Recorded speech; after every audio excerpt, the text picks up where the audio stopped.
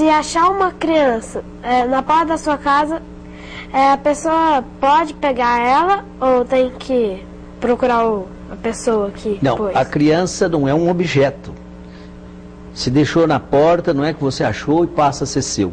Essa criança é um ser humano, precisa ser respeitada e guardada os seus direitos, protegidos. Essa criança terá que ser entregue ao juizado da infância e juventude, que vai procurar uma família substituta para ela. E eu diria para você, telespectador, que se você descobrisse hoje que você foi trocado na maternidade, que diferença isso faria para você em razão do carinho, do afeto que você teria para com quem te criou ou não? Os meninos da Aurélia, se descobrissem que foram trocados na maternidade hoje, não deixariam de amá-la como mãe. Eu acho que não. Há muitos poderão estar pensando aí, mas aquele caso da Vilma e do Pedrinho. Eu diria para vocês que ele só rompeu com ela porque o amor, ele tem fundamento ético.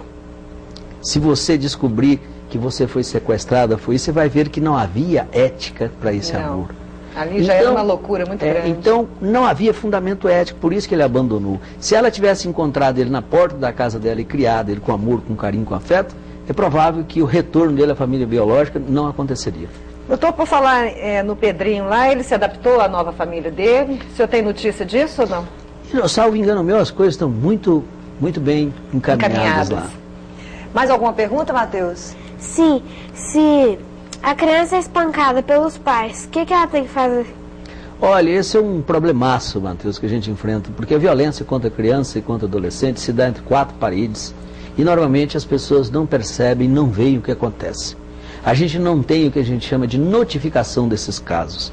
Mas o caminho certo, se machuca, isso constitui até crime de lesão corporal.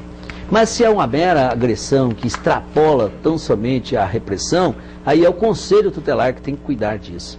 E é preciso que nós estejamos atentos a isso, os vizinhos, os amigos, os colegas, a escola, os parentes, para o comportamento da criança, para compreender se está sendo ou não agredido. Porque nós não podemos admitir a violência contra a criança, porque ela aprende a ser violenta com a violência. Porque o dia que ela tiver uma contraposição à ideia dela, nos mesmos moldes daquela que ela teve com o pai, e por isso ela apanhou, a resposta que ela aprende para aquele problema vai ser o bater. E nós estaremos reproduzindo a violência de uma forma que a gente não sabe onde é que vai parar. Verdade, então a gente vai para um intervalo, daqui a pouco nós vamos voltar e continuar a conversa com o doutor Maurício, mas aí nós vamos entrar num outro assunto que é a reforma eleitoral. O que está vindo por aí que vai facilitar com que a gente facilitar o nosso voto no sentido de enxergar em quem a gente está votando? De repente vai facilitar, de repente a gente vai colocar lá na Assembleia, lá na Câmara, no Poder, a gente vai colocar pessoas um pouco mais comprometidas com o nosso país. Não saia daí, daqui a pouco nós voltamos e o sorteio, hein? Daqui a pouco a gente vai fazer. Até logo. Estamos de volta, tivemos aqui um pequeno pico de energia, mas está tudo certo, espero que aí na sua casa também esteja tudo certo. Nossa conversa hoje é com o doutor Maurício Porfírio. Até o intervalo passado a gente falou sobre crianças, sobre adoção. Agora a gente vai falar um pouquinho sobre a reforma eleitoral. Doutor, me fala o que está acontecendo, como é que, em que pé está essa reforma eleitoral? Eu sei que ela está tramitando ainda. Quero falar um pouquinho também sobre o número de vagas, sobre o aumento de número de vagas para vereadores. O que está acontecendo, se isso vai continuar, se isso foi derrubado, se vai permanecer ou não. Vamos lá, vamos começar com os principais pontos da reforma? Bem, nós estamos percebendo que o sistema político brasileiro está numa situação que não se admite mais a continuidade da forma como se encontra. São mecanismos de eleição que a população desconhece. Eu diria, por exemplo, que o eleitor é levado a crer que vota no candidato, mas quando na verdade ele não vota no candidato. O Como voto assim, doutor? É o seguinte, vamos lembrar do Enéas lá em São Paulo, que foi candidato e teve 1,5 milhão de votos, e junto com ele foi eleito um outro deputado com 275 votos, salvo engano meu. Ora, por que isso? Porque você não vota no candidato.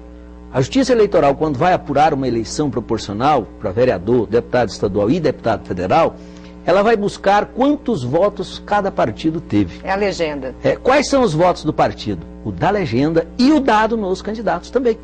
Então os votos dados aos candidatos são contados como votos do partido. Feita essa contabilidade de quantos votos o partido teve, vai se descobrir então quantos eleitos foram pelo partido. Se o partido teve 50% dos votos, ele vai ter 50% das vagas.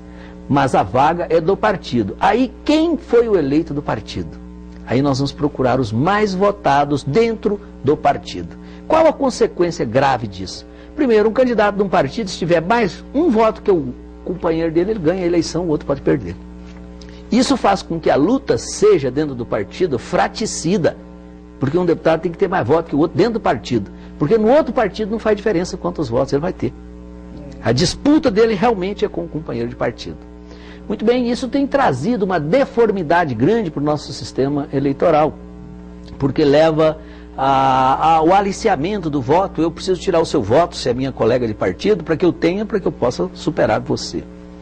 Mas para isso, nós teremos que enfrentar a situação com o chamado voto, voto em lista. Como é que funcionaria isso? Na Inglaterra já funciona assim. Cada partido vai se apresentar para você, eleitor, com candidatos exatamente o número de vagas que se tem. Por exemplo, Goiás tem 17 deputados federais. Então, cada partido vai apresentar 17 candidatos. E os 17 vão fazer a campanha juntinhos. Mais uma vez, uma aguinha, doutor? Seria bom. Traz para mim, mano. Então, cada partido apresenta 17 candidatos. E os 17 saem pedindo votos, juntinhos, abraçadinhos, porque vão eleger aqueles do partido. E você vai votar naquele grupo que você achar melhor. E cada partido vai ter que se apresentar com a sua proposta. Mesmo que no grupo, mesmo que no grupo tenha pessoas que eu gosto e pessoas que eu não gosto? Mesmo, você vai votar nos 17. E você vai ter que votar não naquele que você gosta, mas naquele que tem a melhor proposta.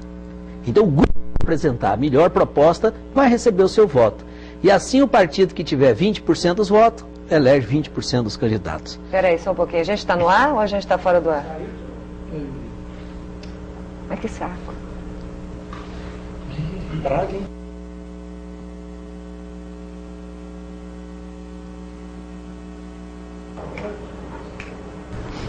Pode ir.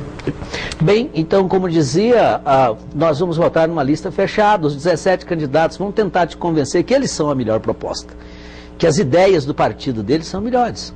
Nós vamos discutir se esse país quer mais a economia na mão do Estado ou se entrega mais para a iniciativa privada. E os candidatos de cada partido vão fazer a campanha juntos. Um não vai ter que gastar dinheiro, não, todos vão gastar juntos. Isso significa que dinheiro ilícito, dinheiro ilegal, caixa 2, não vai existir. Porque ninguém vai gastar dinheiro para votar nos 17, mas os 17 e o partido vão gastar para eleger as suas propostas. E nesse caso, há como fiscalizar melhor também, né? Com certeza, porque nós vamos... Eles fiscalizam também, né? Sim, porque nós teremos, ao invés de milhares de candidatos, nós teremos poucos partidos fazendo gastos e apresentando essa contabilidade. Isso dá mais transparência, e transparência e democracia sempre andam juntos.